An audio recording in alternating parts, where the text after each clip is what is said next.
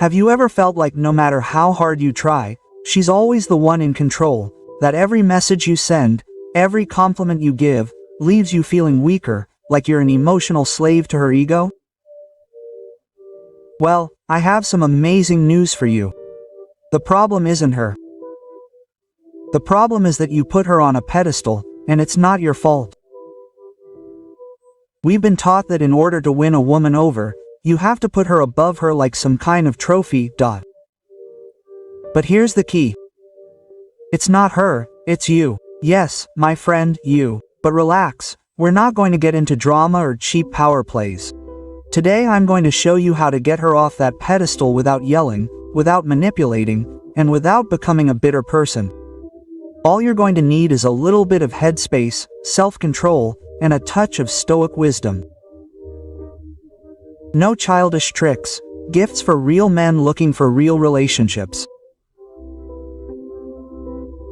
So before you go running after your bone like a dog, let me ask you a question.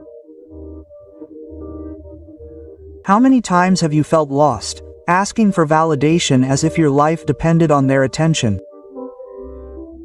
If the answer is too many, don't worry, this video is for you. Stay until the end and you'll discover how to regain your center and stop being a spectator in your own life. Before we begin, if this video gave you any value, subscribe and turn on notifications so you don't miss any of our advice. And now, let's get started. Lesson 1. Don't flatter. Their beauty destroys their ego. We all like to receive a compliment, but there's something important to understand. When you constantly praise someone's beauty, what you're really doing is feeding their ego. And if there's anything more fragile than an inflated ego, it's a deflated one. The person who seems to be at the center of everything, the one who always has something to admire or applaud.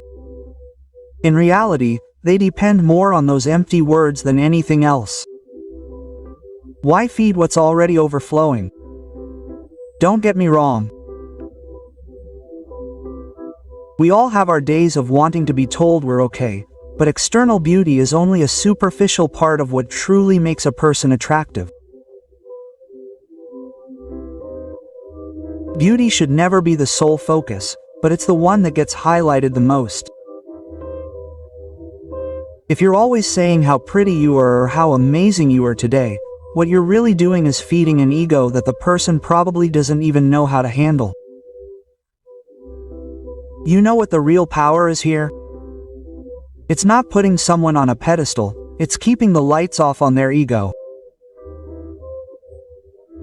Think for a second, what if instead of focusing all your attention on what you see on the outside, you surprised them with something much more challenging? Don't overthink it, it's simple. The real game is in not making them comfortable with their self-image. Instead of validating the superficial, challenge them.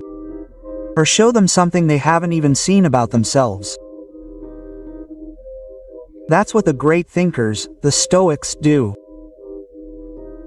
They don't play the easy game. They understand that feeding a person's ego is not a favor. Marcus Aurelius said, "Don't let your mind be filled with vanity." That's what we need to do. Stop reinforcing the idea that beauty is the measure of a person. If you give power to their ego, I assure you that the dynamics of the relationship will change.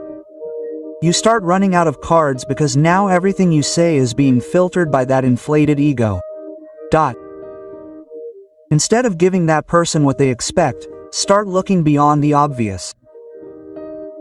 Challenge them or something deeper. Ask questions that have nothing to do with what they're wearing or how they look. It's not that compliments are wrong, but they're only part of the equation. True attraction comes when you manage to stay in control of what you say, without falling into the superficial games. So when you think about how pretty they are, think twice. Are you saying it because it's the first thing that comes to mind or because you think that's the only way to connect with someone? If you really want someone to focus on their inner self and not just their appearance, start treating her as if there is so much more beyond what you see. Challenge her ego, but don't destroy it. The balance is in not allowing the external to become the only reference to define what that person is capable of being. Remember, the balloon. If you inflate it too much, you may get a nasty surprise when it bursts. True beauty is hidden in who a person really is, not in what they let on. Lesson for you. Don't ask for commitment. Make her want it. We all know that relationships get complicated when you start asking for commitment. If you're one of those who sends the message, "Where is this going?" or "What are we?" Welcome to the club of those who ruined the mystery in their relationship. No one likes to feel like they're being pressured into making hasty decisions, especially if they're not ready to do so. Now, what if instead of asking for a commitment, you made her want to commit on her own? The key is to understand something. Commitment shouldn't be something that is begged, much less something that is negotiated. True commitment comes from within. When the other person feels like they've come to their own conclusion about you without you giving them any reason to doubt it. It's like being in a store looking at an item that catches your eye. If the salesperson is hounding you at every turn saying, "Buy it now, it's a special," you're only going to irritate them. But if the salesperson stands back and lets you experience the product at your own pace, then the desire to buy comes naturally. Stoic philosophy has something to say about this. Epictetus said, "Don't expect things to happen your way, but want what happens and you'll be happy." This applies perfectly to the game of relationships. Instead of forcing the desire for commitment, just let things flow. If you're constantly pressuring someone for answers, all you're doing is building a wall. But if you let the other person come to you of their own accord, that wall will come down. The irony here is that the more you try to control, the more control you lose. If you're constantly looking for signs of commitment, you've already lost. It's like when you're fixated on a watch and every time you look at the time you realize it's not ticking. Commitment, like time, comes when you're not looking directly at it. If you make yourself indispensable, instead of asking the other person to commit, you'll end up creating a natural need in them to be there for you. What does this mean in practical terms? Don't be the person who's always explaining what you want out of the relationship. Make it as obvious as possible that you want it. That you offer, that the other person is the one who wants to sign a commitment contract without having to say a word.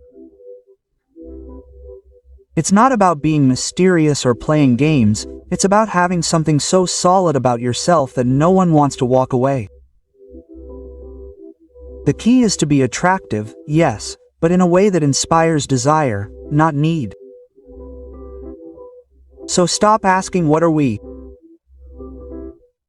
Instead, ask yourself, what am I offering that makes this person want to commit without being asked? Therein lies the trick. Lesson 3. Don't argue. Their power disappears. A person's power in an argument is not in what they say, but in how it makes you react. If someone throws a comment, a criticism, or a dig at you and your response is automatic, impulsive, or even raised in tone, you've already lost. Because the rule is clear, whoever reacts loses control. Whoever doesn't respond still has the advantage. Imagine you're in a boxing match, but instead of punching, both players throw words. If your opponent is fast, skilled, and you're too eager to win the argument, you'll fall for it. Their provocations. But if you're the type who stays calm and doesn't fall for them, then the fight loses all its power. It's like a mirror. When you're attacked, all it can reflect is your own reaction. If you don't react, the mirror reflects nothing back. Stoic philosophy has a lot to teach us here. Marcus Aurelius said, "The best revenge is not to be like your enemy." The art of disabling the other person's power lies in not playing their game. If the other person tries to provoke you, or worse, hurl an insult at you, why not disabling that energy by simply ignoring it?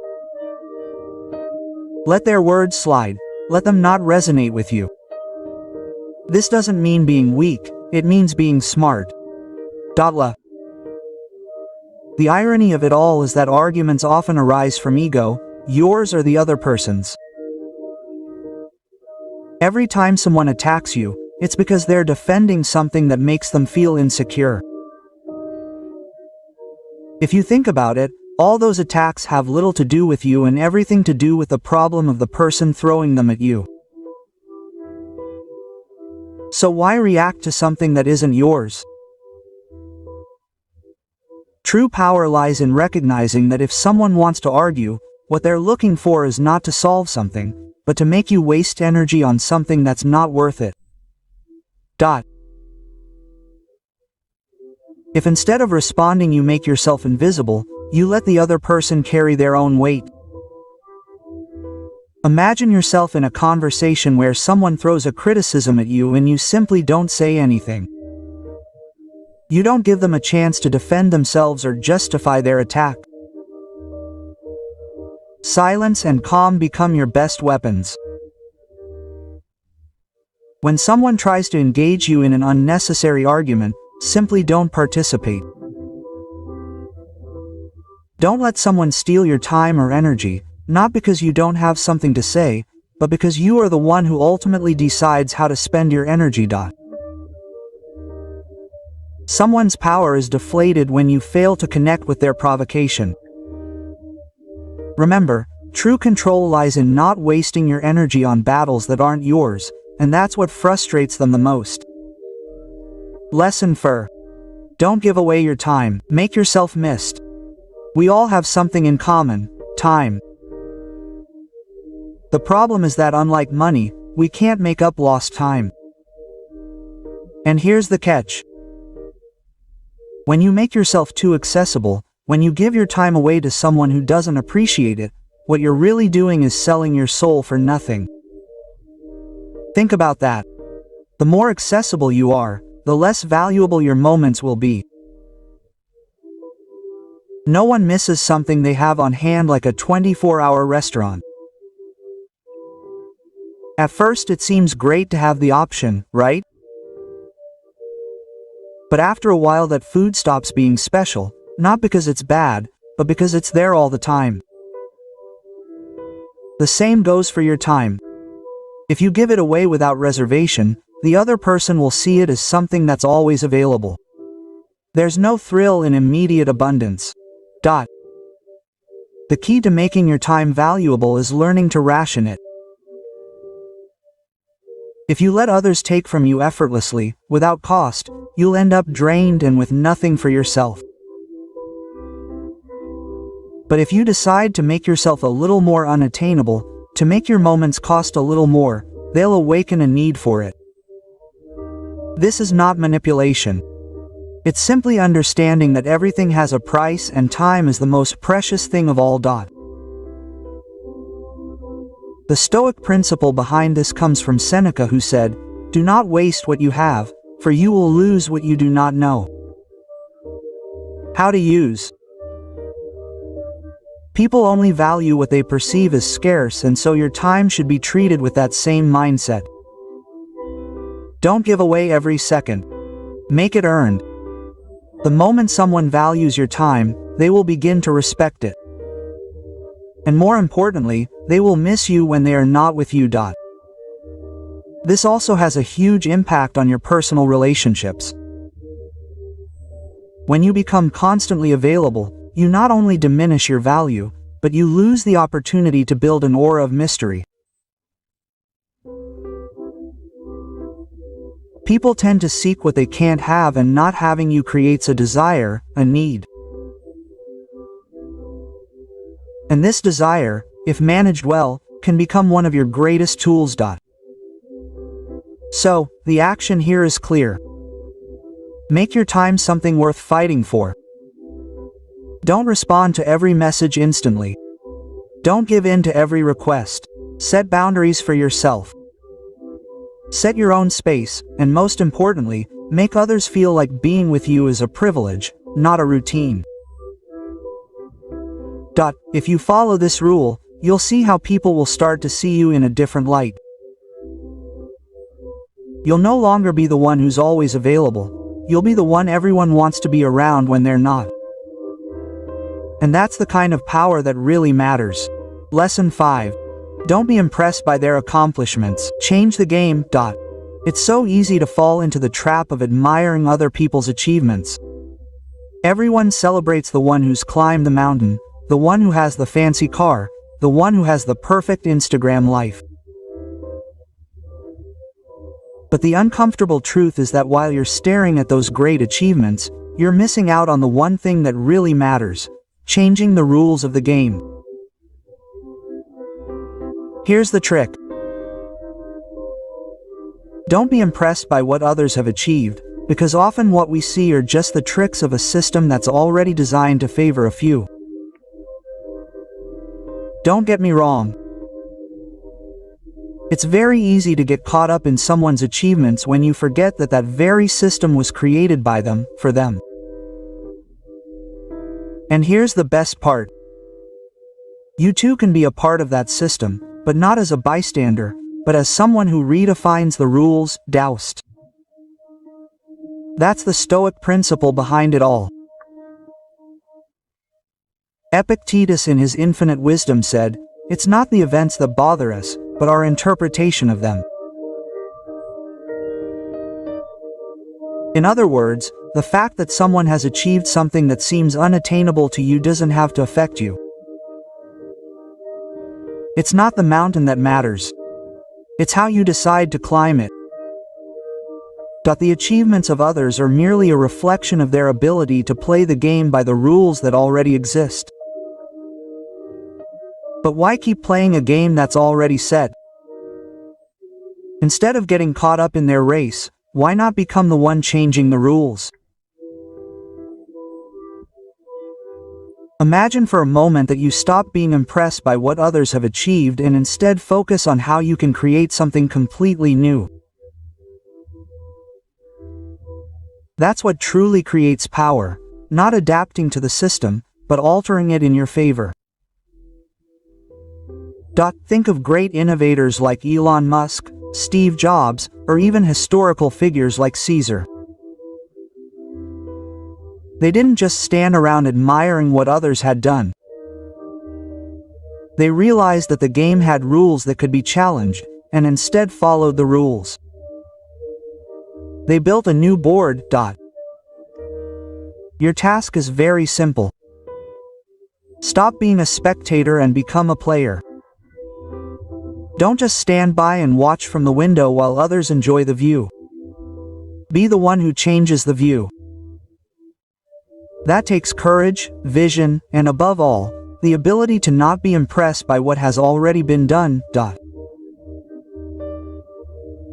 So, the next time you look at someone who has achieved success, remember that it is not necessary to follow their path. Instead of admiring the view, build your own. In short, the key to all this is simple. Don't settle for what others have achieved. Make the world conform to you. Break the rules, question the system, and create your own path. Passivity is the greatest enemy of progress, and the fear of not being enough is just an excuse not to try. The power of imperfect action will always be more valuable than waiting forever for the perfect moment. Now with more, I want to know your opinion. What do you think about these lessons? Are you ready to stop waiting and start taking action? Leave your comments. I'll read you.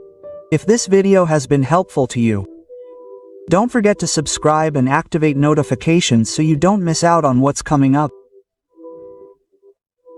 I'll also leave you with a couple of video recommendations that complement this topic and will help you continue on the path to transformation. Remember, change begins when you stop waiting and start doing. So go ahead, make your life a reflection of your decisions, not your excuses.